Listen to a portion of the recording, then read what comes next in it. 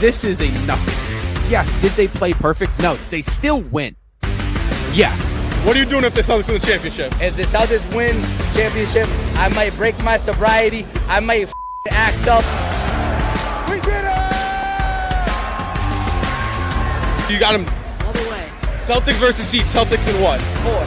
Celtics versus Knicks. Celtics in 4. Got Celtics in 4? Hell yeah. Use a vocab word from a couple years ago. It's mind-boggling. That's it, GOG. Let's go. What do you think tonight? You think I'm worried about the Warriors? I ain't worried about the Let's go, baby. 18, baby. Load up the boat. Why would you say that? Because I'm not. No, recently he's putting up games like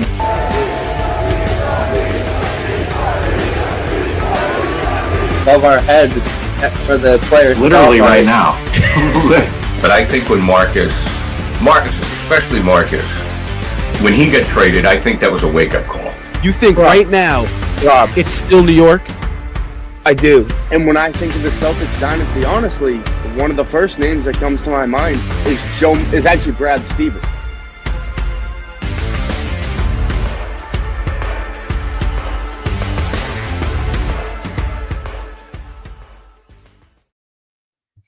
Franco, are you worried about the Nuggets? Are you worried about the Nuggets? Nah. Load up the boat, baby. 19, baby. Actually, we're on. A funny clip every time it pops up. You're a dope, dude. Franco, you're a dope. I want you to know that.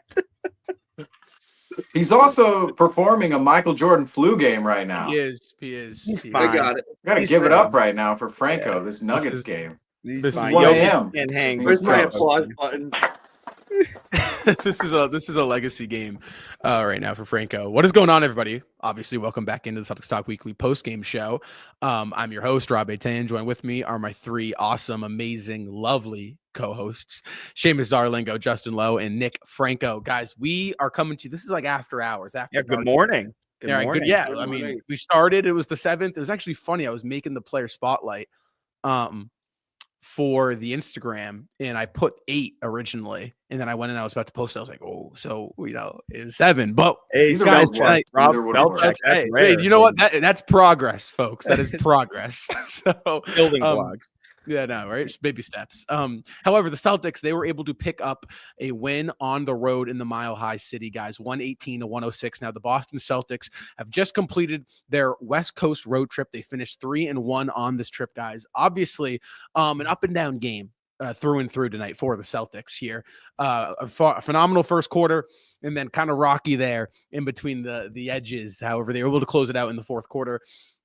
Guys, before we dive into all that, I'm interested to hear your initial thoughts, reactions, and takeaways from the Celtics win.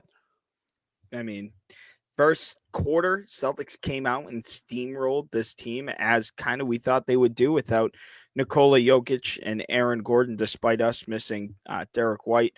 37-point first quarter, which was tremendously huge after a 27-point second half in Oklahoma. So this was a big game for the Boston Celtics, whether Jokic played or not, because I needed to see the Celtics respond. And that's exactly what they did. We'll get into the Kristaps Porzingis a little bit later on in our player spotlight, but 15 of his 25 points coming in the first quarter, really setting the tone for the Celtics tonight. Second and third quarter kind of happened. I thought the Celtics let go of the rope in that second quarter in the non-Jason Tatum minutes. Celtics allowed a 12-2 run for Denver to get back into the game, and they kind of hung with the Celtics until that fourth quarter. Fourth quarter happened, and the Boston Celtics showed that they were the better team tonight, obviously, on the floor. Jason Tatum hit some big-time mid-range shots down the stretch, and the Celtics took control, and they head back to Boston with a 3-1 road trip. You come out not only 3-1, but you come out healthy. Yes, you did miss Jordan Walsh and Derek White, but those were due to illness rather than a serious injury that should keep them out longer than tonight. So you leave this West Coast trip against 4 really tough Western Conference teams, 3-1, and you leave healthy. Very, very, very successful West Coast trip for the Boston Celtics. It's the cold. The cold is getting to everyone. It's getting to Derek White. It's getting to me. But Nikola Jokic. watching cold in the paint tonight was the Boston Celtics. No Nikola Jokic, no Aaron Gordon tonight. they were able to attack the rim. 60 points in the paint tonight. Talk about a way to find a way to score when the three-point shot isn't falling. Obviously, the meat of the sandwich tonight of the second and third quarter wasn't the way the Celtics were planning on having that pan out. But the fact that they were able to make the in-game adjustments, which is something that we were harping on in last post game, is just a big testament to this team. And they were really able to seems like they could just turn it on when they needed to, and they were able to do that tonight. It wasn't too late in the game to do so. They were able to take advantage of the lacking Nuggets, and they were able to just be able to advance it to the end back home to Boston with a 3-1 West Coast trip, which was exactly what I said the Celtics needed to do to continue to have their pace moving forward. After what happened in the second half of the Thunder game on Sunday, this felt like a game in which the Celtics needed to win. And even more so when Nikola Jokic was ruled out of the lineup. The Celtics would have walked away with a loss. And even we were talking about in our group chat, maybe if they walk away with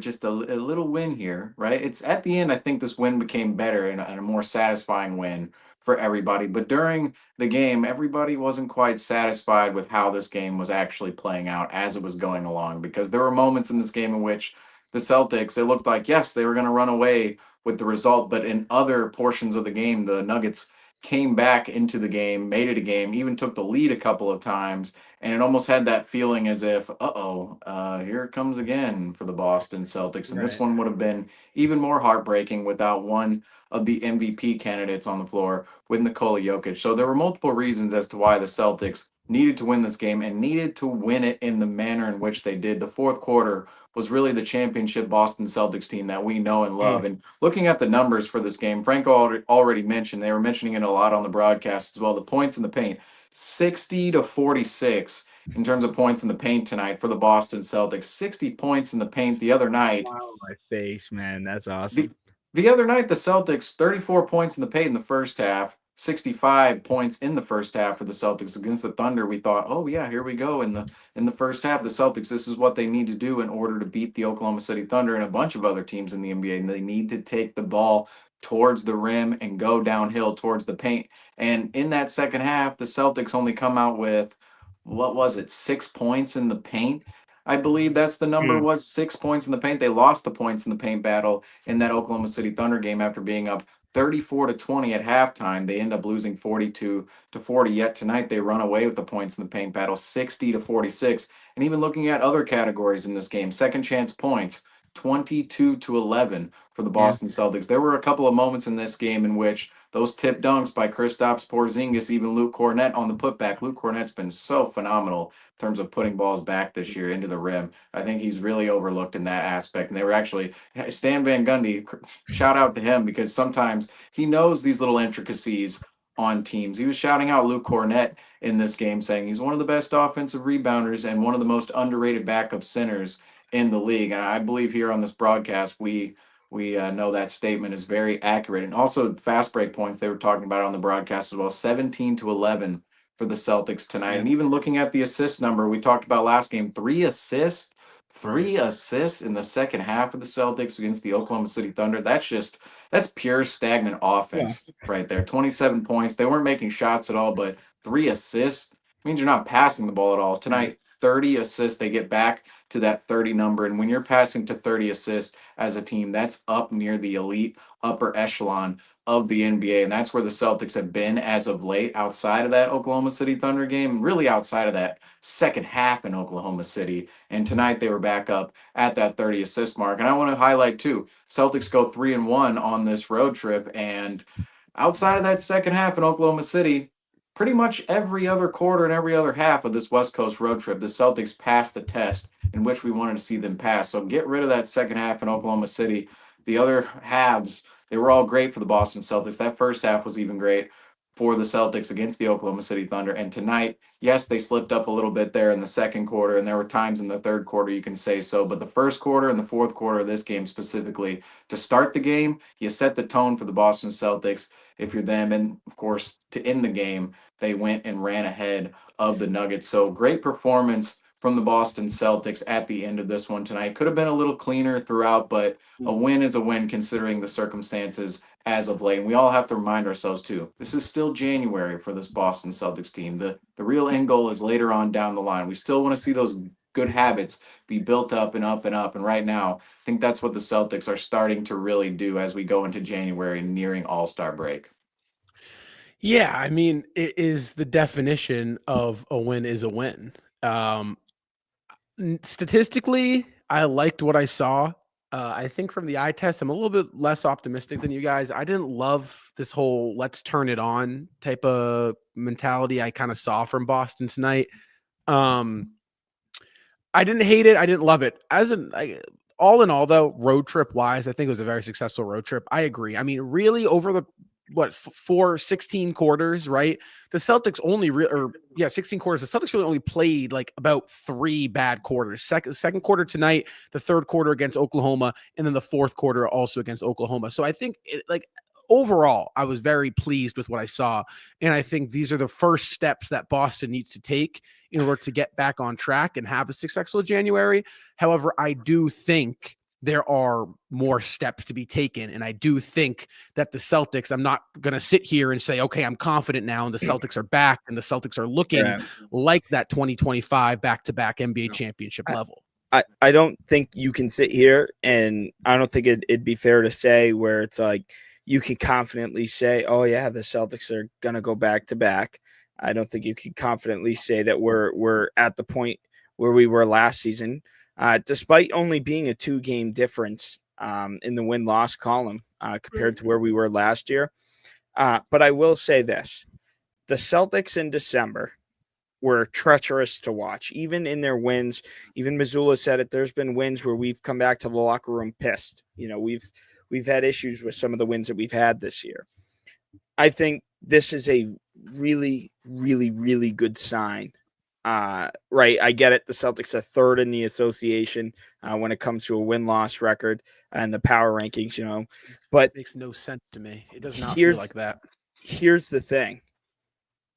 This road trip for the Celtics is extremely encouraging to me.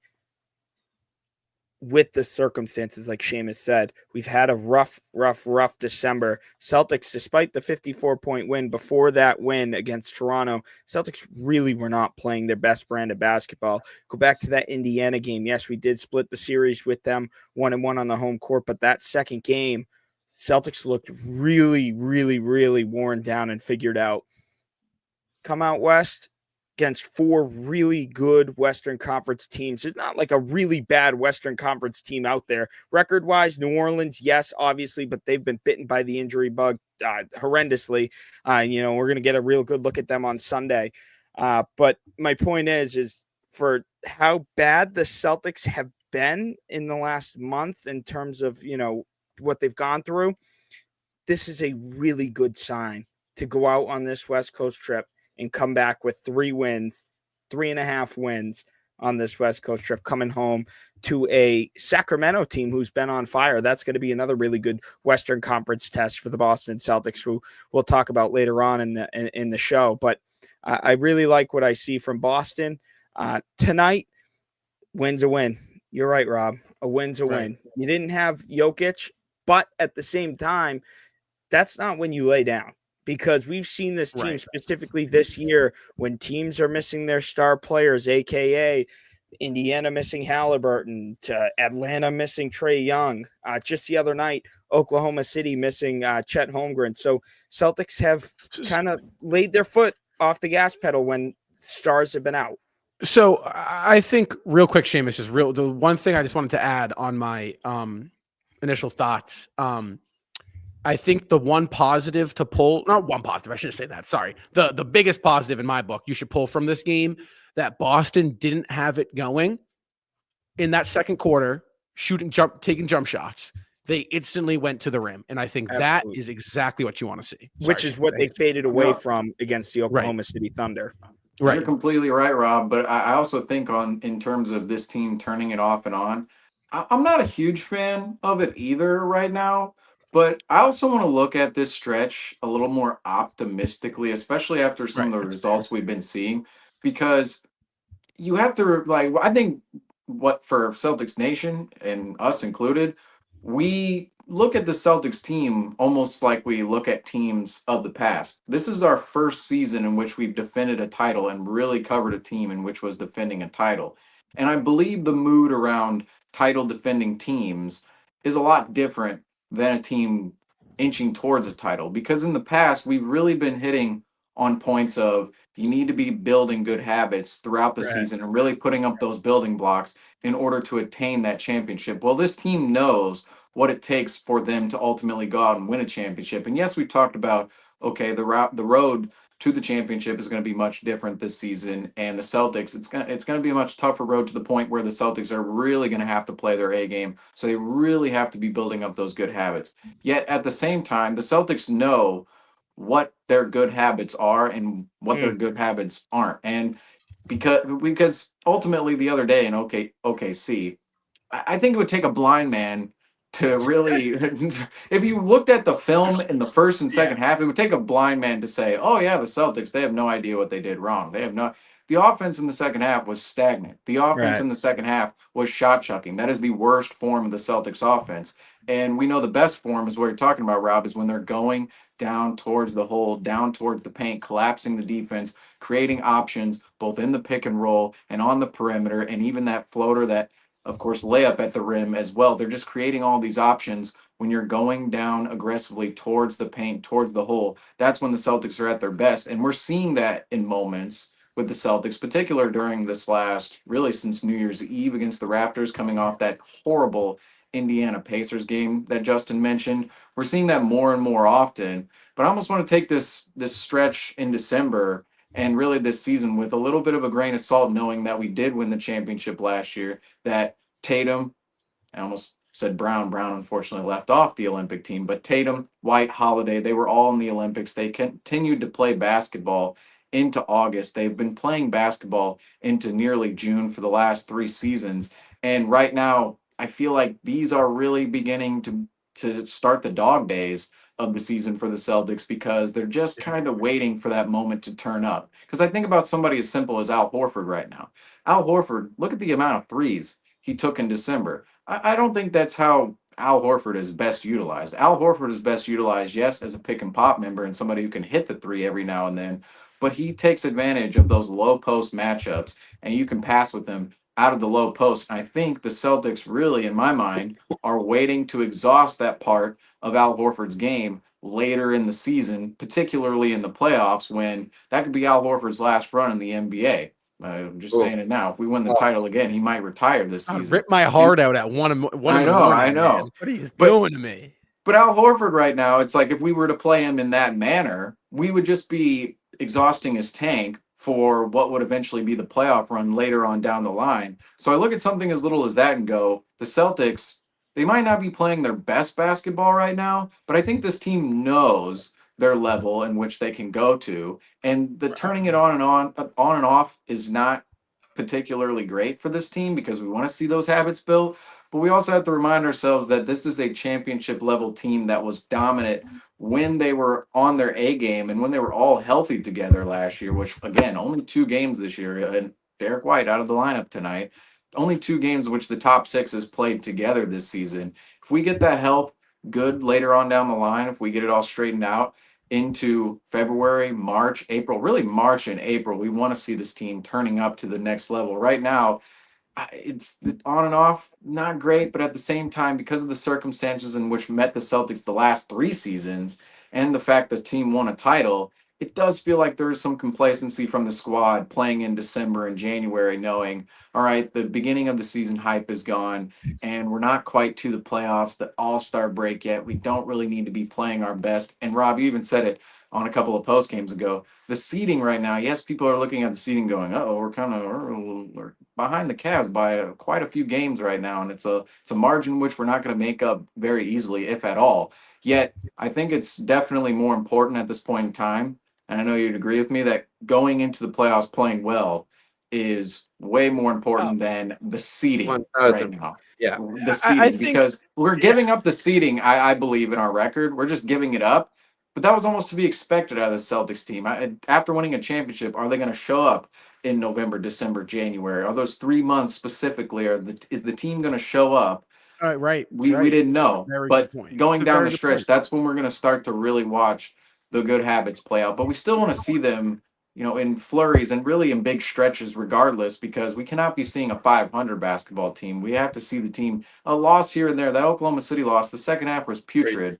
But coming out of that game, and Rob, you even said it at the beginning of that post game, you would think that Oklahoma City might get that game with the winning streak they're on. You're playing at their house. If you go Right. 3-1 on the West Coast road trip and you lose to OKC, that's not the worst game in the world Right. to lose. So right now where the Celtics are, it's not the most ideal situation, but at the same time, I think they're right on par with what this team, after winning a championship last year, now defending it, that's really the level in which they're at, and really the trajectory in which they're on is they can still go back to back, but we're just really waiting until that portion of the season when the Celtics, they play an entire game like they did the first and fourth quarter tonight, and not like the second and third. Can you throw that comment back up? That recent comment that you put up. I think this is an absolutely phenomenal point that I'd like to touch on personally. Ravens, Orioles, Celtics says that he really liked the way that we played tonight. Kind of went away from chucking threes, saw a lot more cuts, liked how we attacked a lot more tonight, more pin down action for Kristaps Porzingis. Yes, no Jokic, but still a good win. This is like the best comment that you could comment. That's like the best takeaway that you could have taken away from this game. The Boston said, yeah, absolutely. Guy knows ball. Hit our you can fill in for Franco. Our viewers are intelligent, all right? They're intellectuals. They're intellectual basketball. But I agree with every word you said in that comment. This was one of my I know I said this about the Minnesota game, but this really was one of my favorite games, at least offensively, for the Boston Celtics, which is funny because you rarely see a team make more three-pointers than the Boston Celtics. You don't ever see a team shoot more three-pointers than the Boston Celtics, and that's what Denver did tonight. Yes, only one more three-pointer than the Boston Celtics tonight, but I really liked it, which the pace of Celtics, the offense tonight in which it flowed in. I thought, and I was every second in that first quarter, which was our best offensive quarter, by the way. I was bookmarking the three-pointers in the first quarter, the difference between the three-pointers in the first quarter. You saw two driving kicks, one of which to Al Horford in the corner. Jaylen Brown driving and kicking opens up the corner. That's the luxury of playing 5 out with Kristaps Porzingis and Al Horford. You get to have those guys sit in the corner while Jason Tatum and Jaylen Brown run the floor. And then you saw a couple of pull-up threes from Jason Tatum. That was his only, if you're going to talk anything bad about Jason Tatum tonight, it was his 1 of 9 from three-point shooting. And he had a few early looks where he iso-balled and took it early in the shot clock. So I really think, and then obviously, a few minutes ago, Rob just mentioned how in that second quarter, the Boston Celtics they kind of settled for threes early on in that quarter, which in those non-Tatum minutes kills them the most. If anything, when Tatum's not on the court, that's when I need Boston to really attack, really drive the basketball, really generate the offense, because you don't have Jason Tatum, your best player, who tonight was the best player on either team on the court. So that's really important. And also, really quick, the turnovers tonight, I think we're down. Tremendous. Against the Oklahoma City Thunder, yes, granted, the Thunder are the best defensive team in the league. The Celtics weren't as sloppy with the basketball tonight. I thought their spacing was really, really good, and as I just mentioned, their pace and their flow were really good tonight. So really good offensive game for Boston. I just want to Sorry, Franco, you can go ahead. Yeah, no, I was just going to say that this Western Conference trip was a little bit more of I see the Western Conference as more of a threat than the Eastern Conference. Obviously, the Cavaliers have a few games over us, but I think that that's a team that we'll be able to match up with in a 7-game series when it comes down to it. And there's a lot more threatening and opposing teams out on the Western Conference. But the main thing I wanted to touch on was the fatigue that kind of set in during the second and third quarter. You could kind of see the team starting to fall apart, trying to get into that sloppy basketball. But it was great to be able to see them be able to make those adjustments and be able to close out this game. The last team any team wants when you have one game left of a long West Coast trip. You haven't slept in your bed for almost 2 weeks. The last thing you want to do is be in a dogfight on your last game of your road trip. And that's in that second and third quarter, the Celtics kind of laid down a little bit. Franco, you mentioned it. It looked like they got a little bit fatigued, right? And you saw that in the OKC game late. The young Thunder really wore out the Boston Celtics. And that's the last thing the Celtics wanted to do. But credit Boston for coming through in that fourth quarter. 15-0 run. It was tied at 93. And then Boston went on a 15-0 run to end this game. Well, let's take a look at tonight's lead tracker, guys, because that's a perfect little segue. Props to you there, Justin. Tonight, obviously, the Celtics, a lot of green. This is what we want to see, a complete opposite from what that Oklahoma City game entailed, guys. Tonight, the Celtics, they led by as many as 15 points, obviously coming at 2 different points of this ball game in that second and fourth quarter. Denver obviously was able to kind of close the margins, but they were not really able to take control of this game. Obviously, no Nikola Jokic is going to make that a little bit harder on them. Guys, now, I don't really want to harp too much on the Nikola Jokic less side of this thing, right? Because I still believe the Celtics were able to get a win that they needed. And I do believe players that stepped up on the Denver side of things that would not have stepped up with the Nikola Jokic in the game. Russell Westbrook, 26 points. I mean, who was Strother? Jonathan Strother is Jonathan's first name. He was getting beat up. Julian Strother. Don't put Russ in that conversation, man. Sorry, but Russell Westbrook's a little past his prime. However, I think tonight, if I can credit something that the lead tracker shows, is that Boston was able to control the game when they really needed to. Basketball is a game of runs, guys, right? You can't, looking at it here, full picture, obviously you want the Celtics to play a perfect 48 minutes of basketball, right? They are capable of doing it, and we haven't seen much of it. They're capable of doing it. That's not how life works sometimes. It's not how basketball works. So tonight, I don't know about you guys, but I will give props to the Celtics' ability to perform exactly when they needed to. I believe their championship DNA, guys, it showed tonight. Well, I think too, you have to give props to both teams tonight for what they did, because ultimately the Celtics, this is a much tougher game for the Celtics than some might look at it without Nikola Jokic in the lineup for multiple reasons. Number one, we already mentioned this is the last game of a 4-game road trip in which the Celtics, they haven't slept in their bed in almost a week. And that's never an easy thing to do, especially when you have multiple flights from Minnesota to Houston, Oklahoma City to Denver right in a row. You think the first game was January 2nd. It's only January 7th.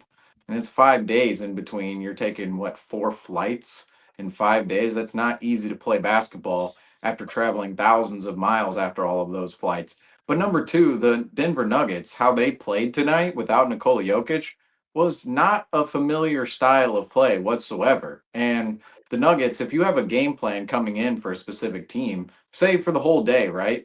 The Celtics likely are watching film today thinking Nikola Jokic is going to play. Maybe they have some inside information about his illness. Maybe they don't. Who knows? But they're likely game planning for Nikola Jokic to be out on the floor. And when he's taken out of the lineup, the Nuggets' rotation looks entirely different, and the way they want to play looks entirely different. Tonight, the Nuggets, we're off the Thunder game, all right, guys? We're off the Thunder game. The Nuggets, they were running and gunning up the floor. They were running in transition. They outshot the Celtics in terms of 3-point attempts, which is completely uncharacteristic because you look at the 3-point numbers for these teams on the season. Denver's near the bottom of the league. Meanwhile, Boston is right up there with the top of the league, yet Denver outshoots Boston in terms of volume from 3 tonight. They're running a lot in transition. They're going to the hole hard, and there's a lot of just movement on their offense that you typically would not see if Nikola Jokic was in the lineup, because Nikola Jokic, he brings a much slower pace to the game, a much more half-court oriented game to the Denver Nuggets, and there's a lot more cutters going towards the rim for the Denver Nuggets with Nikola Jokic in the lineup playing in that low post. And tonight there was a lot of action at the top of the key with the Denver Nuggets because you have Jamal Murray and Russell Westbrook handling the ball so much. And of course, I already mentioned they want to run and transition with all their athletic players. You think about Strother, think about Peyton Watson, Michael Porter Jr., Russell Westbrook, Jamal Murray. All of those guys are really athletic players. And when Nikola Jokic isn't there slowing the pace down of the game, which Nikola Jokic, for as great of a player as he is, you want to play to his strengths. His strengths are not running up and down the floor. They just aren't. He's not this fast athletic player who's just going to sprint up and down the floor. Yes, he can do it in those playoff moments, and he has the capability within his lungs to do so. We all see the conditioning within Jokic, but he's not that style of player. He's not maximized in transition yet. The Denver Nuggets, they go back to that transition style of game without Jokic, and that's what made it harder for the Celtics in portions of this game, because you're defending a look from the Denver Nuggets that you're not going to see on film from Denver for the entire season with Nikola Jokic in the lineup. So this was a much tougher game for the Celtics than it might have looked on paper when you see, oh, Nikola Jokic and Aaron Gordon out of the lineup. Oh, yep, that's it. The Nuggets are going to roll over, and it looks like the Celtics are going to come out with an easy win. Nope, the Nuggets came to play tonight because Michael Malone is their head coach, and he's always going to get those guys up to play. And of course, the style of play in which they threw out the Celtics was very unfamiliar to that Denver Nuggets team. And we talked about the Celtics just being on a West Coast road trip. This is your last stop. And you look at the map, too, on the West Coast road trip. The Celtics go more west. I should say Minnesota, then they go down to Texas, go back up to Oklahoma, and then go more west to Denver. So you're traveling even more west on this West Coast road trip. So multiple reasons factored in to why the Celtics, this was a tougher game for them. In Denver, you have to give them credit as well in this game for not just rolling over and taking an easy loss without Nikola Jokic. I think a lot of people expected the Denver Nuggets to lose without Nikola Jokic, but the entertaining game in which the Nuggets put forth for the NBA on TNT crowd, and of course making that effort in the middle portion of this game specifically to kind of freak out Celtics Nation there a little bit. I think it's safe to say a lot of people in Celtics Nation were looking at this game going, wow, what is going on? The whole way through. No, Rob was the worst, dude. Rob, at least just be straight up honest that you were stressed. I was stressed. No, Rob had Trade Brown everybody ready to go. Everybody was looking at this game going, he was battling people on Instagram. All right. That's where we draw the line there. All right. I'm very PR trained here, guys. Very PR. Rob was on deny. Rob was on the Brown for KD train. Fox Sports. Justin just makes anything up. But I do want to talk about when you look at the Nikola Jokic-less aspect to this game. It kind of ties into who our player spotlight is. In his absence, kind of played into a certain somebody's strength tonight. You can see him on the top of your screen. Now, guys, we talk about the Celtics killer whale offense. They were so adamant about it last year. We haven't seen it much this year. Tonight, it was clear with no Jokic, the weak links of this Denver team was that paint, was the inside. The Celtics attacked it, and they attacked it behind your SeatGeek player of the game, guys, Kristaps Porzingis. Now, before we talk about Kristaps, I just want to give a huge shout out to the sponsor of the Postgame show this year, guys, SeatGeek. SeatGeek is the best ticketing app out there, guys. Use code Celtics Weekly at checkout for $20 off your first purchase. You still got the date wrong, dude. Oh my God. You were bragging about it earlier. Dude. And I'm sitting there and I'm looking at it and it says the 5th. And I'm like, dude, the 5th was the Thunder game. At least it says Nuggets. All right. finish your read. Finish your ad read. I just had We're all out of I whack now. it's after hours here. We're allowed to be out of whack. Go ahead, Rob. Finish your read. All right. Well, You know, it kind of looks like an 8 if you squint at it, I will say. If you have bad eyesight. Everybody's oh squinting. my god. Although it's not All the right. 8th right now. It's Go not ahead, the 8th. Rob. I know it is. Well, guys, our link for I'm all out of whack. It's too late for this. All right, guys. The link for SeatGeek is in the top of the description. Guys, again, shout out to SeatGeek for sponsoring this post-game show. Guys, let's talk about Kristaps Porzingis on the 7th of January, not the 5th. My apologies. 25 points, 11 rebounds, 3 assists, 3 stocks, 9 of 18 from the floor, guys. Now, Kristaps Porzingis has been in and out of the lineup all year long. However, tonight, I think, personally, was the first time all season that you can say Kristaps was the X factor. And as Celtics fans, that has to be a breath of fresh air. Absolutely.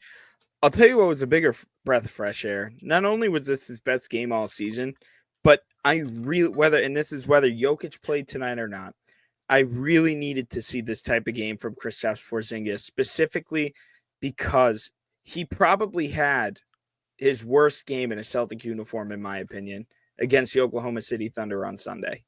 It was definitely up there in one of his worst games. Want to go?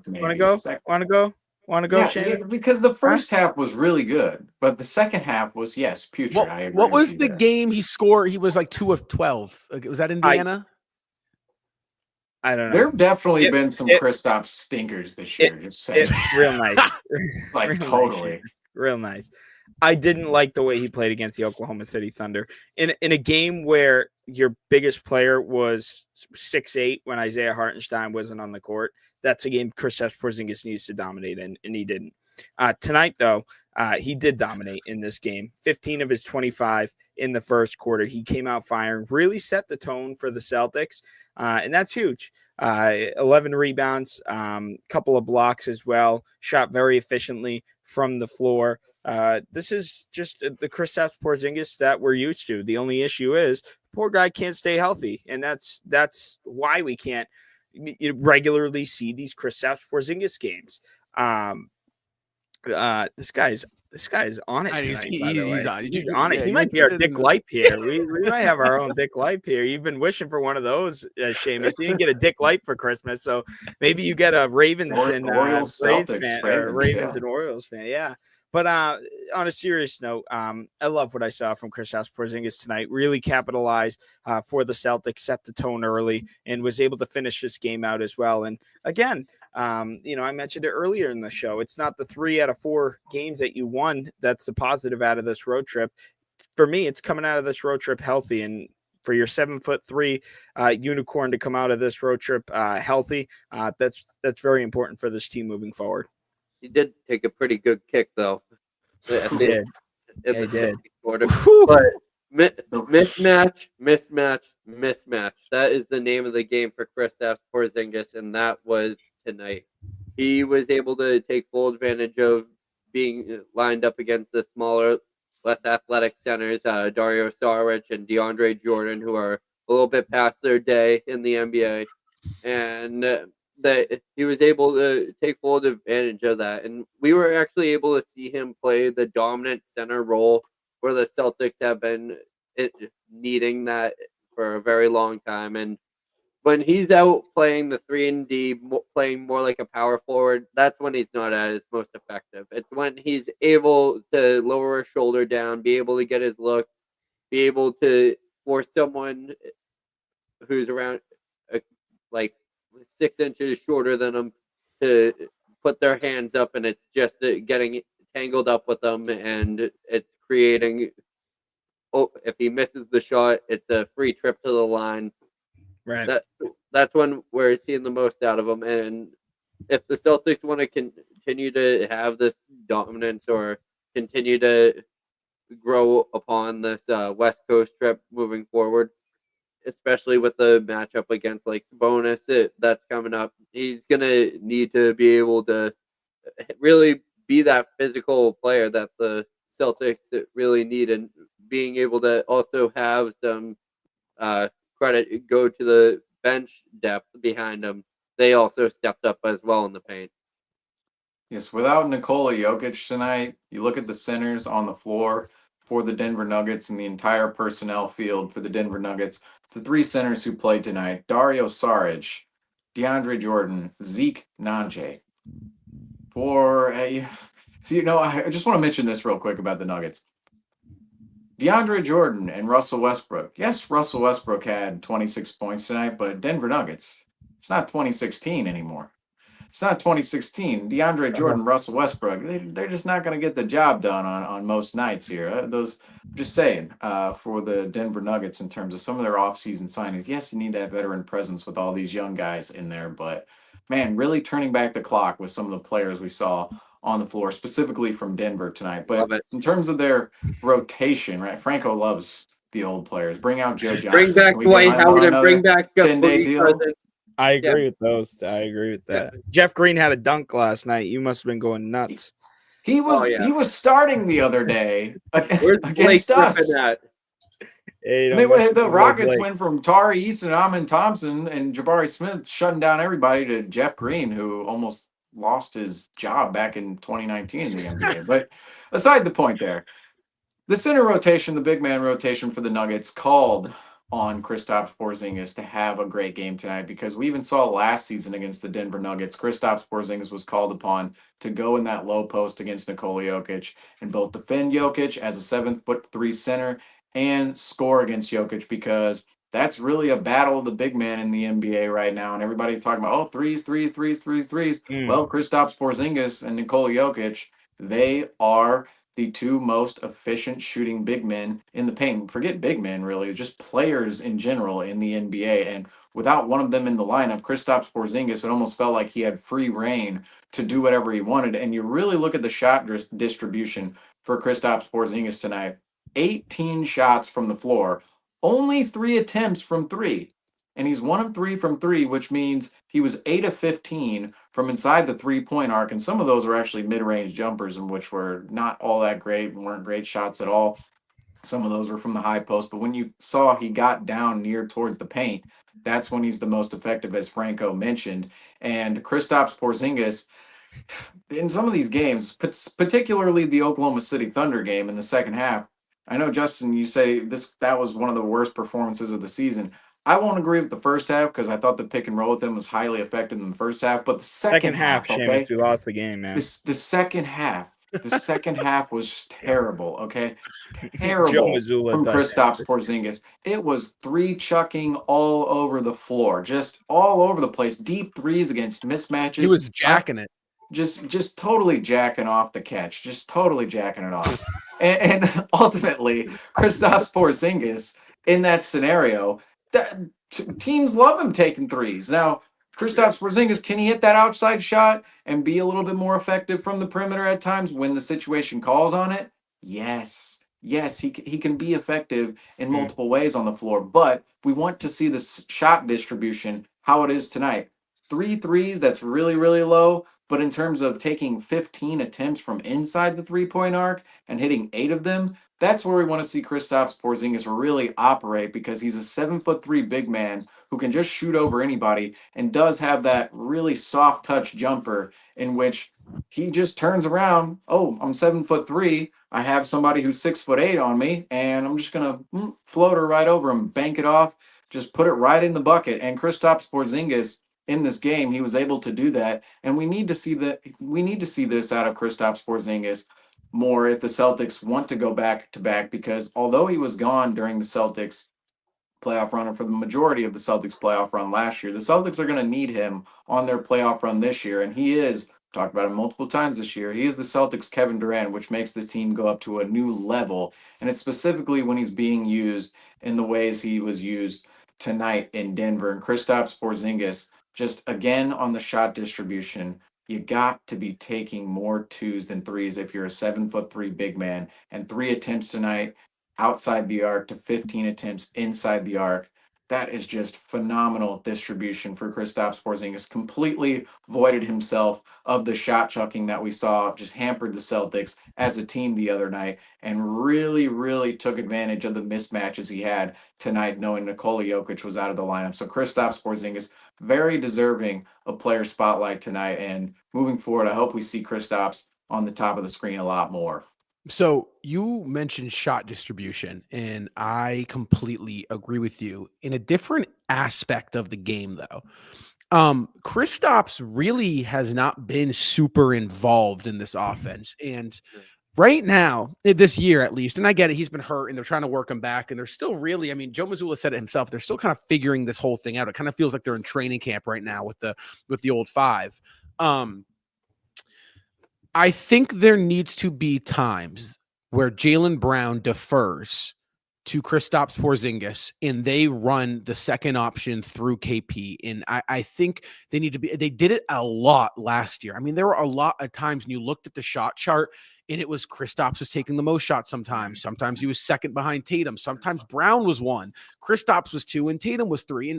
And this year, it feels like the shot distribution has just been Tatum, Brown, and then everyone else. And while that works, and while I do believe Jason Tatum is the driving force to this team, and Jaylen Brown is extremely important to what this team has accomplished and will accomplish, you cannot underestimate the value Kristaps Porzingis brings and how good he truly is at putting the basketball in the basketball hoop. They need to go to Kristaps. Kristaps needs to be touching around 15 to 20 shots. I feel like on a nightly basis, you need to get Kristaps Porzingis the ball. They did it tonight, and it was very effective, guys. But again, tonight you talk about shot distributions. Tatum took 23. Kristaps took 18. Brown took 13. Holiday took 12. That's perfect distribution. And I need to see that more. I need to see Kristaps Porzingis in that 15-plus area because, like you say, Seamus, Kristaps Porzingis is that key that unlocks the Celtics' true potential. He is that Kevin Durant.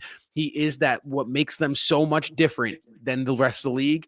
Tonight, they did it. I need to see more of that because he is that good. He is. That's why I say the most important thing about coming out of this West Coast trip is Kristaps Porzingis is healthy, because coming into this West Coast trip, we were kind of questioning, is Kristaps Porzingis, he's entering this trip on the injury report. Is he going to be in one night and out the other night? Obviously missing that. I believe he missed the Minnesota game, if I'm remembering correctly. You are. After that, it's kind of like, well, is he going to play tomorrow against Houston? And we saw him against Houston, and we saw him again against OKC, where I wasn't impressed with. Yes, in the first half, he had a few nice slam-a-jammas, but in the second half, as Seamus referred to, seems like everything was going good for him inside. So he says, well, let me try my luck outside, and that didn't work for him or any of the Celtics in the second half against the Oklahoma City Thunder. But tonight he went right back into it, pounded the paint. Seamus mentioned only 3 3-point attempts tonight. I like that from Kristaps Porzingis. I think that's so dangerous to have a guy who is 7'3", is one of the best post players in the league, and then he can also step behind the 3-point line and shoot the ball. I know that's just about every center nowadays, but right. I do think it's tremendous that Kristaps Porzingis can have a 25-11 night when only shooting 3 3-point attempts and only making one of them. In today's NBA, that is very, very impressive. So I'd love to. I agree with both of you, Seamus and Rob. I'd love to see Kristaps Porzingis above our on the top of the screen a lot more. The rest of the way throughout the season. Kristaps Porzingis in his post-game interview says he's feeling great, but he realistically is only at about 80 to 85%, and he knows that he still has a long way to go to get back to the Kristaps Porzingis that dominated all last season long. So, still some room for improvement, but if this is the Kristaps Porzingis we could see at times when he's only 80% and he still has 20% left to go, we're in for a treat, Celtics Nation. So just pray for Kristaps Porzingis to stay healthy, because he really is the X factor on this team, just like he was tonight. And I'm going to give you the floor just in a little bit, Justin, for your flowers. But before we do that, I What's up, want Mark? to point. I want to no. This is a serious. What I'm about to say is All right, serious. just looking at Seamus. I I'm want not to be point this gripped out. with it tonight. I don't. I don't. Something I noticed while looking at this box score. Celtics took 35 threes, right? And you know me, I am Mr. I don't really number watch, I quality watch with the Celtics shot selection. However, I do want to point something out here that is very worth. Sorry, my AirPods just started playing music. Okay. I do want to point something out here. D'Angelo that- Ball. Was it Jello song? It was not Jello. It was not Jello. I wish. Throw it in the corner. Whoa. But the Celtics, so they took 35 threes in a game in which they won by 12. They made 12 threes. They shot 12 of 35, 34%. Now, if this was a game in which Boston was shooting at a very high clip, guys, right, while maintaining that paint presence, this is a game where you saw, like last year, you beat them by 35, 40. And I think that is just, again, as you talk about pulling positives, was that they won this game by 12. They only made 12 threes. And that is so un-Boston Celtics. And that is what you want. I know that sounds crazy because if the shot was falling, they were doing the hard part. They were getting to the paint. They realized, okay, tonight we don't have it from behind the arc. Let's attack their weak link. What is that? The paint. Awesome. If they start committing to the paint and the three-pointers there, we'll kick it out. That never happened. Ball game, we win. And I think that is very important. So again, I just want to say that from a numerical standpoint, Robbie certified. Quality, shot quality was great. Number, great. I'm happy. On to the next one. Seemed very filler. Their second and third quarters, it kind of seemed like very filler quarters in their game plan, kind of trying to see what they can get going. I mean, during the first quarter, there were a couple of drives, and especially on the transition tonight, you saw the Celtics. I thought they were going to be able to blow this game out of proportion when they got up to that 15-point lead after their first stretch, where I believe they went 13-2 against the Nuggets on a run, and I thought they just relapsed back into their old habits. And once again, I think that played in part to fatigue and also Jason Tatum not being on the court.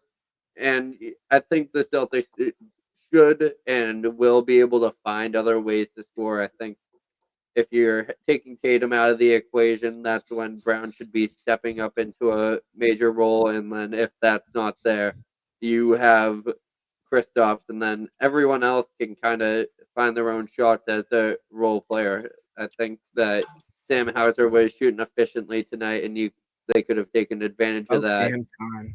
We one player that we haven't brought up in tonight's post game show is Peyton Pritchard, who had a slower West Coast trip than we were expecting him to. After the phenomenal stretch we got to see out of him for December and earlier on this season, we thought that he was going to be a player who almost should be breaking the starting lineup and would be breaking the starting lineup on about 15 to 20 other teams in the NBA. And I think that he's definitely starting to find his role as a bench player a little bit more, and we're kind of coming back down to reality, not regressing. Please don't kill me, Justin.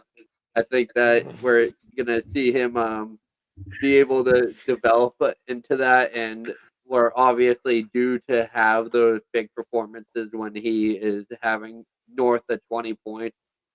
But just being able to figure out how to connect it wire to wire from first to fourth quarter is going to be huge, and that's a big effort thing that is going to come from this team. It's when they want to turn on the heat, they should be putting the torch on the other team while they have them down. But I think that we'll be able to see them get into that role point, and obviously if Peyton Pritchard isn't scoring, he can contribute in other factors.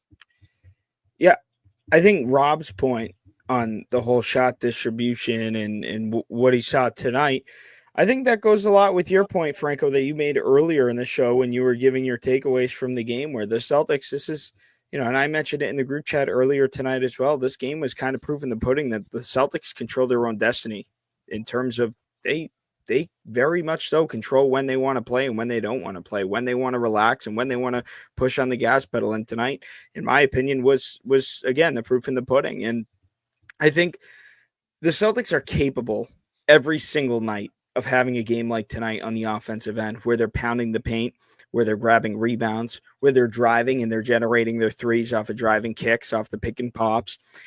You don't see that too often with the Celtics. Celtics at times get ISO heavy, which kills them at times. What else do the Celtics do? I lost my train of thought. It's 1:30 in the morning. I've lost what I was going to say. What the Celtics do? With their 3-pointers. No, I thought I had it. I didn't on the sponsorship right now. I didn't. What's up, Duncan? I didn't have it. Please hit us up, Duncan. You late night. Yeah, we're gonna need you West next for week. another one. Next week or 2 weeks from now, we're really on the West Coast. 10:30 starts. But in all seriousness, I guess the point I'm trying to make is the Celtics.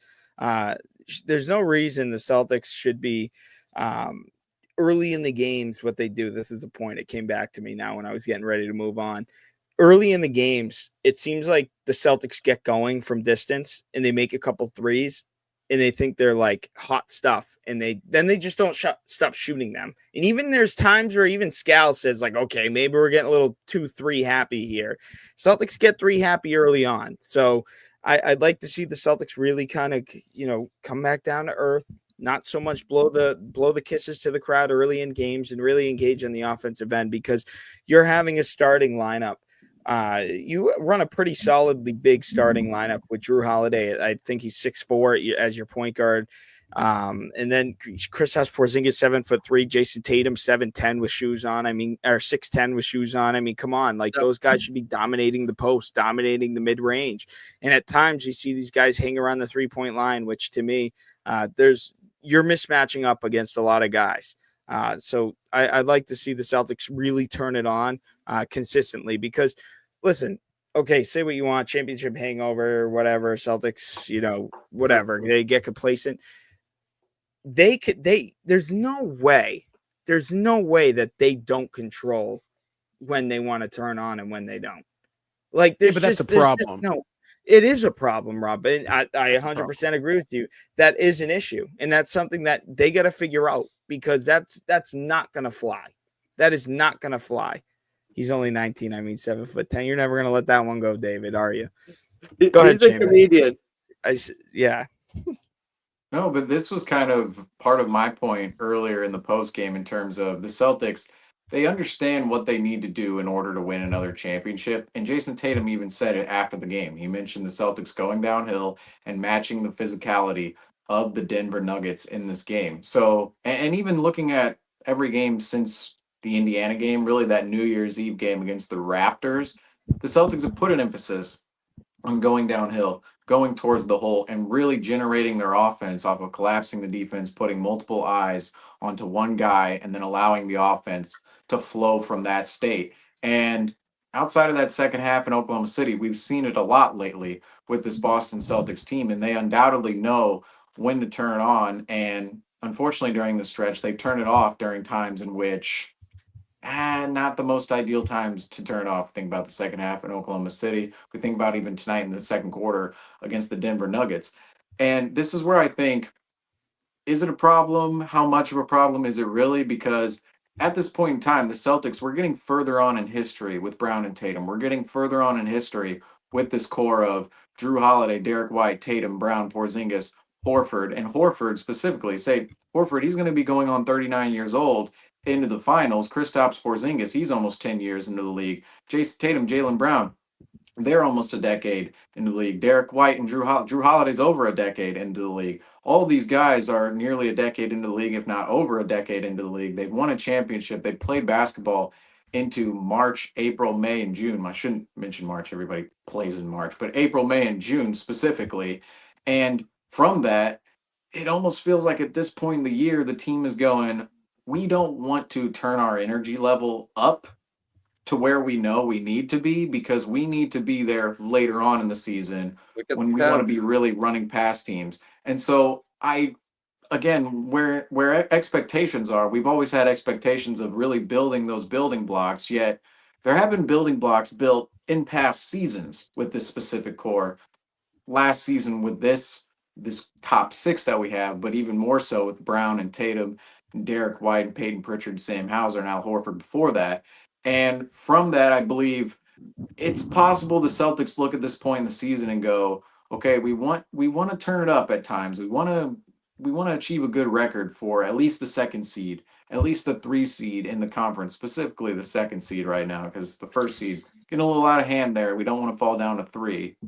I don't know where Justin just went, but I think he's going to go get some dunk in here so he can rejuvenate his mind. But anyway, the Celtics, at this point in the season, it's the dog days for the Celtics because they're in a moment in which they're not really playing with hype behind them anymore. They're not playing with hype because the start of the season is gone and the end of the season isn't quite here. And they're ebbing and flowing in terms of when they want to turn it on and when they want to turn it off. And yes, I would agree that that can be a bad habit, but at the same time, I look at it and go, at what point is it almost the energy exhaustion of the Celtics, their intensity, their energy? They're not matching other teams every single night. But as Tatum said, they know what they need to do in order to do that. And Tatum wasn't saying that in terms of like those weren't his exact words. He wasn't saying that in terms of, oh, we just turn it on whenever we want.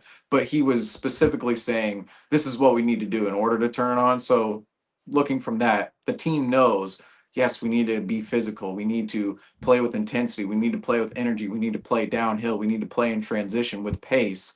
And we need to be making good decisions, specifically on both ends of the floor. Really, we saw defensively that last stretch, that 2 and 4 stretch, that the defense was just as much of a problem as the offense was. And the offense as of late, that's what's kind of killed the Celtics because the defense has looked a little bit better. But during those stretches, during the stretch now into January, I juggle it back and forth on whether, okay, the Celtics, they need to be building good habits, but they also need to be pacing themselves in order to play good basketball later on into April, May, June. And I just wonder, which one does it need to be more of right now? Does it need to be more pacing in January? Or does it need to be those habits being built? Because the habits in the past have been there, and these guys know what they need to do in order to turn it on. But those still need to be built regardless as the season moves on. But it's the question of how much at this particular point in the season in January. So it's definitely one of those conversations that's tough to have because the balance of what we're talking about, it can be either or. And you could say, well, we've seen teams in the past, yes, they've wanted to pace themselves, but then at a certain point in the season, they just kind of fall apart because they haven't been doing what they need to be doing all season. So there's a little bit of both right now with the Boston Celtics, but I would say an optimistic point is the fact that this team did win a championship last year, and I know that year is gone, but the players and coaching staff on the team, they know what they need to do in order to bring their level to the next level because we've been seeing it as of late. After that Indiana game, it just felt like this team was done with that 2 and 4 stretch, done with that 6-game stretch where they were just not doing what they needed to do in order to win ball games. And we saw a new level from the Celtics. They beat the Raptors by 54 points, just completely obliterated them in the last day of 2024. And then rattled off a little mini 3-game win streak, Minnesota, Houston, into the first half of that Oklahoma City game. Now you play a putrid second half in Oklahoma City, but then you come out tonight and play the way that they needed to play again outside of really that second quarter there. You could say what you want about the third quarter as well. I thought it got a little bit better near the end of the third quarter. And of course, into the fourth quarter, the Celtics turned their level up once again and came away with, I think this is a pretty crucial win on their schedule because if they lost this, I think we're going back to the conversation of, oh, what's wrong with what's going on with the consistency of this team? Because we're seeing the data right now. Although it's not pretty game to game or quarter to quarter, we are seeing the data in which we need to see out of this team building good habits and just sustaining them through these dog days of the NBA because January, as we all know, we're just waiting for All-Star break at this point in time. And then after All-Star break, it's a sprint to the finish line downhill the last 20 games. And really the Celtics, they want to be playing well going into the playoffs and they want to be playing their best basketball into the playoffs where they bring energy, intensity, and that level of play in which we need to see out of the Celtics during Justin solo moment. Jeez, there we Justin go. There we solo go. moment. Sorry about that. That's on me right there. But the Celtics, regardless, it's right now. We've never covered a defending title team. We've seen other teams defend the title, but we've never really covered one ourselves, and that's what's really. It's tilting the expectations one way or the other. If you're a more assertive Celtics fan, if you're a more laid back Celtics fan / analyst, some people are saying, "Oh, we won the title last year. Yeah, it's fine. Blah blah blah. We'll be there later." We've been kind of annoyed with that conversation because we still need to build the good habits. But then some other people, more say on this broadcast with us, we all four, I think, have been more assertive in terms of building those good habits. But it really lies somewhere in the middle of they want to be a little laid back right now, save their energy for later, but they also want to be building those good habits. And of course, you want to end up with at least the second seed in the Eastern Conference moving forward. So that's really the conversation with the Boston Celtics at this point in time in January. Look at the Cavs and Thunder. I think that they're a perfect example of what you're explaining right now, Seamus, is a team who's really just putting the torch on throughout the beginning of the season. I just looked at the standings. They're both I think the Cavaliers only have 4 losses and the Thunder only have 5 right now, which is astronomical type numbers. But how long can they maintain that? Well, and here's my only question, and obviously, Justin, I'll give you the floor for your flowers in just a second. I do want to say this before I do that, though. My only concern with this, and I guess I can tell, I think you're kind of in the same spot with it, Seamus, is that, we've seen the Celtics, and again, there's a new aspect to it. They are the defending champions. They have been there, but we've seen this whole Celtics turn it on in the regular season. It's like, oh, okay, well, they're not going to do it right now, but they're going to turn it on and for a 2-week stretch. And then the playoffs would creep in. And then you would see those habits just kind of creep in where, oh, you're up 3-2 at home. They'll turn it on in game 7, right? So I do think we have seen some correlation between the Celtics getting complacent in the regular season and the Celtics getting complacent in the postseason. So that's my one concern with it. Now, there are different aspects. Like you said, they're NBA champions. I will say this. They can't do it. The league has gotten so much better, and to go back to back is so difficult. So they can't do it. They need to be, I'm sorry. They need at least the young guys, Tatum, Brown, Pritchard, Porzingis, White, those guys, they need to be in go mode for 82 games and then some. I can understand when you look at, I guess Porzingis, he's a little injury prone. Horford, Holiday, I get it. You're not going to be in go mode all the time. You're going to take a step back to the regular season. But those guys who are in their prime, no, you go. You go. You get those habits down so you're ready to go for April. They did it last year, and I think it was really a key contributor to them winning the title.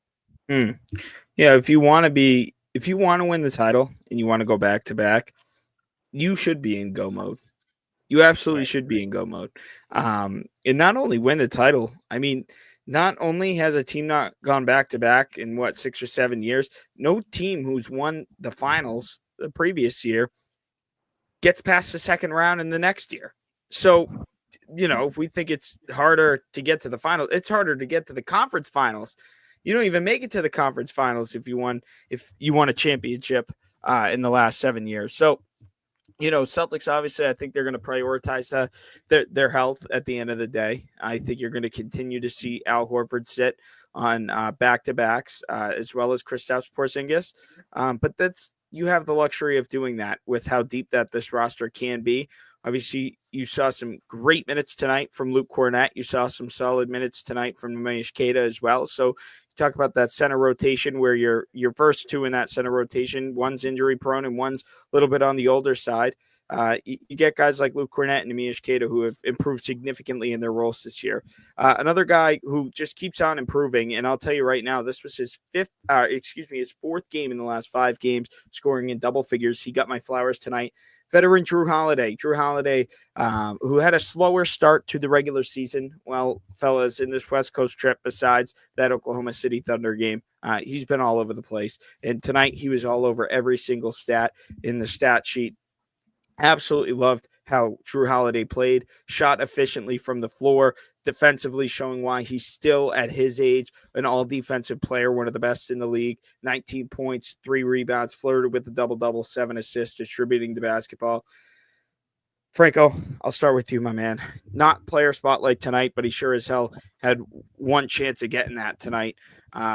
Instead, he settles for my flowers. I give him a big bouquet of flowers because he's been spectacular as of late. Drew Holiday has.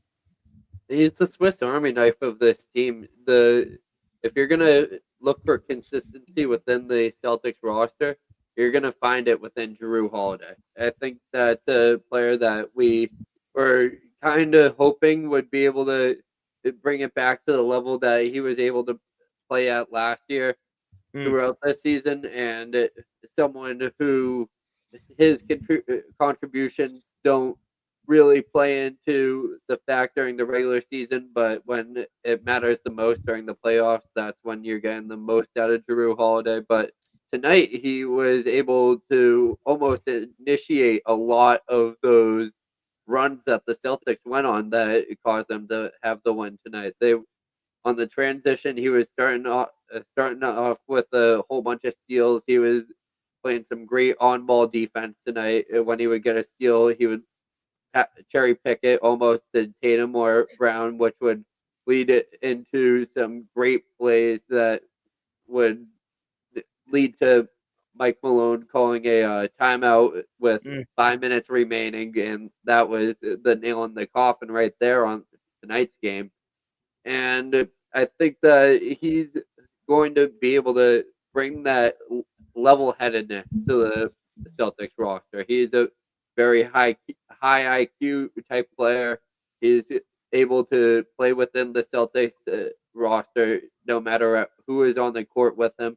He's able to find his own looks, and he's also able to almost always try to find a way to be in the right place at the right time. That's really Drew Holiday's X factor on this Celtics roster, is the way he really knows where to be. He's always one of the first people to cut to the rim, and he's finally started to get that paint presence back within his game.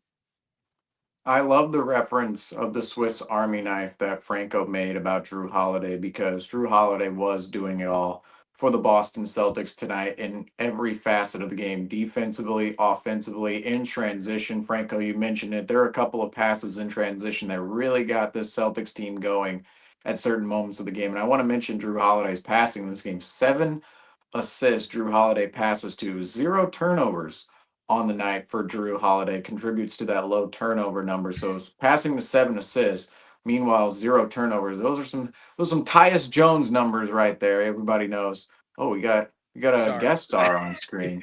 Yes, we got a guest star on screen here. I won't bring my cat out. Usually, continue. Sorry, don't act like she's not even here. All right. Drew Holiday, we got to keep going. Can we get a name at least with this cat? I guess that's fully. Yes, this is Copley. I will. This is Copley, my cat. Say hello. And Franco's bringing out his cat. Oh no, this is cat hour all of a sudden. Go get Meow Meow. I just she'll meow me all day and all night, and then post game comes around. She's like, I understand. Got you on camera. Anytime the camera comes out, she goes away. I swear. Anytime the camera comes out, she goes, I'm done. But anyway, oh no, we got the Franco. Put it away, Franco. We don't want that cat. I will take you off the screen if I see that come back up. I got it locked and loaded. I will take you off. It will give you nightmares. This isn't a threat for too long. Actually, it is a threat. Do it. I got it right locked and loaded the second I see it come up. Wow. Oh my gosh, he doesn't have pants on. Celtics talk quickly after he go. He's just got the suit top. He's just right here. Everything below. The shirt and tie and boxers, pajamas down below. All right, but back on Drew Holiday. All right. Yes. He was like a cat on the floor tonight. Drew Holiday was. There it is. There we go. There's the transition. There's the transition we needed. But Drew Holiday, for real, in terms of his passing number, 7 assists, 0 turnovers for Drew Holiday. And really, ever since that Magic game we were talking about, before that Magic game, we were talking about Drew Holiday. What's going on? Is he showing his age a little bit on the Celtics team? Really hasn't been efficient from 3-point land, isn't getting inside the paint, isn't being a physical presence on the offensive end of the floor whatsoever, and his defense is kind of tapering off a bit as well. We were having that conversation about Drew Holiday at the beginning of the season, but ever since that Magic game, he plays that Orlando Magic game. I believe he won Flowers that night, if I'm not mistaken. I believe he won Flowers in that game. I don't know if Justin actually handed out those flowers. Yeah, no, doesn't matter if I I didn't. hand out my That was flowers or not. Rob's flowers. You give him somebody. You give him to Okay. somebody else anyway. Okay, but anyway, Drew Holiday did win Flowers technically, and I might have not been Justin's Flowers as advertised. But regardless, he missed 3 games after that Magic game. He plays well in Orlando amidst a Celtics loss, misses 3 games. The Celtics, of course, during those 3 games, not the best of performances during those 3 games. And then he comes back, and it just seems as if those rest days and that Magic game added on to the back end, or I shouldn't say the back end, but the front end of those rest days, coming back from all that rest with his shoulder injury, Drew Holiday's been a different player. He's been inside the paint. He's been physical with other teams. You look at his shot distribution tonight in terms of, yes, he did take 7 threes. Now he hit 3 of those 7 threes, so a fairly good clip for Drew Holiday. But inside the paint, he shot well from the floor tonight because he took 5 shots inside the paint and he made 3 of those. He was 3 of 5. And that's really what Drew Holiday for the team last year was doing a lot, is just being that cutter going towards the rim, finding him for easy buckets in that dunker spot. And even we saw in that Houston game on breakdown how he was just penetrating the paint and really just being the more physical force no matter who was on him. We saw him taking Alperen Şengün to the paint that night and just laying it up right over him, looking like Wilt Chamberlain, looking like Bill Russell in the post over Alperen Şengün. And that's ultimately what Drew Holiday can bring to the floor for the Celtics team, that physicality on both ends of the floor. And of course, we saw that passing ability tonight and just that good decision making from Drew Holiday. There have been moments this season with Drew Holiday, the decision making hasn't been amazing, but we know as a nearly 2-decade-old NBA veteran at this point, not inching towards 20 years, but he's been in the NBA in 2 different decades. He's somebody who has that seasoning behind his game in which you can always rely on Drew Holiday to be making good decisions on both ends of the floor, always in the right position, both offensively and defensively. He takes this Celtics team to a new level along with Kristaps Porzingis, but he does it in a much, much different way and less audacious way. Last year, we saw it a lot with Drew Holiday where there'd be stat lines in which, wouldn't jump out on screen, but you could tell if you watched the game by the way Drew Holiday played on the floor, he impacted the game mightily. And that's what he's starting to do for the Celtics team yet again after a really rough and slow start to the season. Since that end of December, since that Magic game, he's really been at a different level. And this is what we need out of Drew Holiday moving forward, because tonight, 19 points, 7 assists, and he goes 6 of 12 from the floor. That's much more like the 2023-2024 Drew Holiday than what we saw at the beginning of the season. And the Celtics, that's definitely a point of optimism in this last stretch, and what's really played a huge part in their turnaround as well. I was a broken record with it last year. When Drew Holiday is scoring the basketball, the Celtics are really, really, really hard to beat. I believe, and I know a lot of people believe Kristaps Porzingis is really this X factor, or the difference maker, rather. I believe Drew Holiday is this team's X factor. I really do. I think when he's playing at a high level, it really elevates them and it brings a total different dynamic and different skill set that this team needed. And I think tonight was a great game for him. He's really played much better recently, and it's going to benefit him. A little 2-day break here, obviously, too, flying back to Boston, guys. Now, before we end off the show here, as we are surpassed 2 a.m. now Eastern time, I do want to touch on Sacramento briefly. Now, Boston, really this 2-day rest after flying around, like we said, this really weird location, Minnesota, then down to Houston, then up to OKC, and then over more west to Denver. So a really nice opportunity here for Boston to fly home, get some rest, get their legs under them. Are we expecting Boston to come out a little flat here against Oklahoma with 2 days rests after a long road trip? That's always something that, is a question, but that's also an excuse. And if there was this Celtics team, and I understand that we've kind of harped on they've been kind of struggling this past month. It was something that the Celtics team is really good at not doing is using excuses. They don't let that factor in. Second night's a back-to-back. Play back to that Houston game earlier in the week last week. Celtics second night of a back-to-back, missing some players, flew into Houston, had to fly, as far as up north as you could, other than Toronto, down to the south, down to Houston. They could have used every excuse in the book. Instead, what did they do? They went and blew out the 2-seeded Houston Rockets. So for me, this is kind of a game where I do expect the Celtics to have a little jet lag, but at the same time, I think it's huge that you get 2 days in between. Obviously you'll have tomorrow and what is it, Thursday off before playing Friday. Also, this, the Western Conference, yes, I do understand there are some teams, Sacramento and New Orleans towards the bottom of the standings in the Western Conference, but Sacramento's been heating up. They're winners of their last 5. They have DeMar DeRozan, De'Aaron Fox, Domantas Sabonis, still have a very established big 3 out there that even though they haven't had a strong start to the season, they're a dangerous team out west, and they're one of those teams that you look at and one day they're a top 5 seed in the West, and then next day they're a play-in team. That's how tight the Western Conference is. So Boston needs to take this team seriously, and they need to come out Friday, come home, and get a big win. Yeah, I think the Kings are going to be a very good home challenge for the Celtics.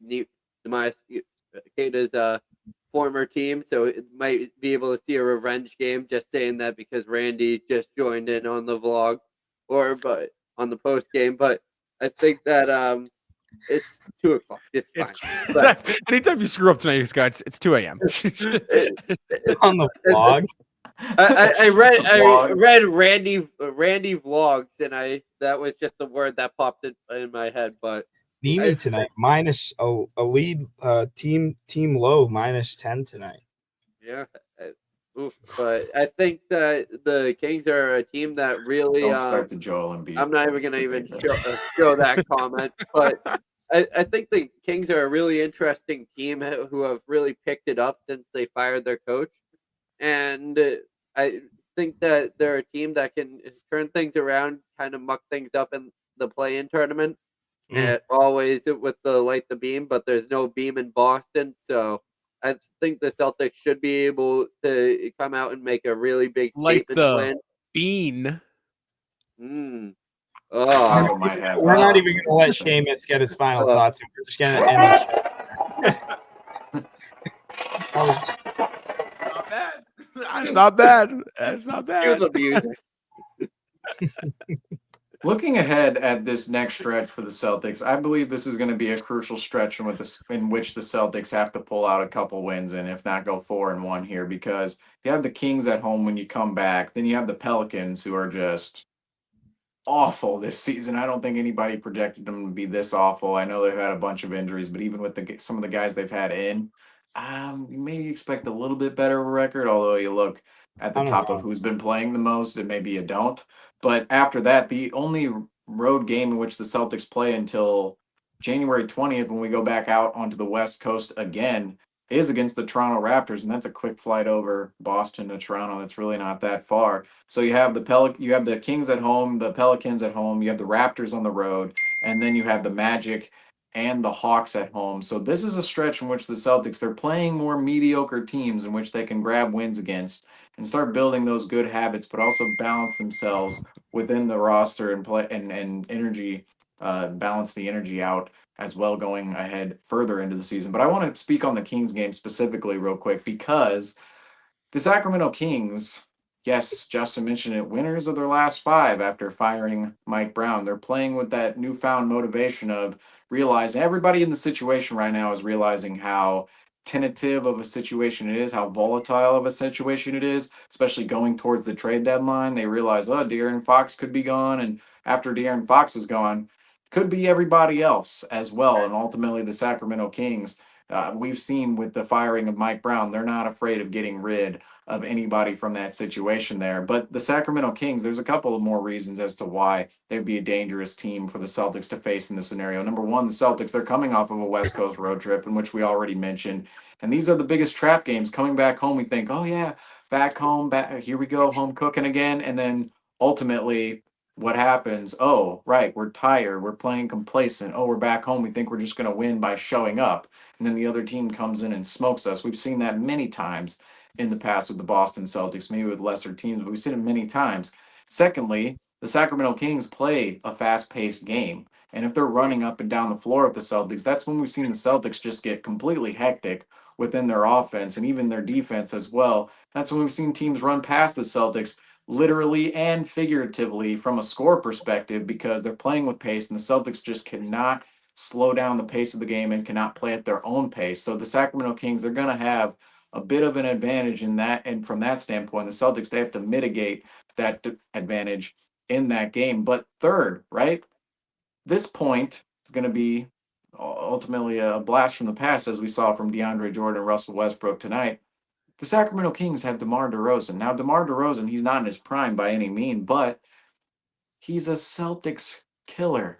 DeMar DeRozan has historically been a Celtics killer, and he knows the Garden floor from playing in Toronto for nearly a decade, being in the division, playing 2 games a year on the Garden floor, and really coming up with some of his career performances on the Garden floor. So DeMar DeRozan being on that team, certainly a new look for the Sacramento Kings, which is probably not going to work in the long run. But in this particular game against the Boston Celtics, there's 3 reasons they have to watch out for the Sacramento Kings. They're coming home cooking, not always great after a West Coast road trip. You get a little bit too complacent. The Sacramento Kings, they're going to play with pace, and they have DeMar DeRozan. I'll add on to that at the end. The Sacramento Kings, they're playing with a newfound motivation, realizing how volatile their entire situation is in Sacramento now that Mike Brown is gone. So there's a lot of reasons as to why this game could be dangerous for the Celtics coming in. And during this last stretch, we've seen the Celtics, if they can turn up that intensity, turn up that energy, go towards the rim, and get all the little details, all the little things down on defense,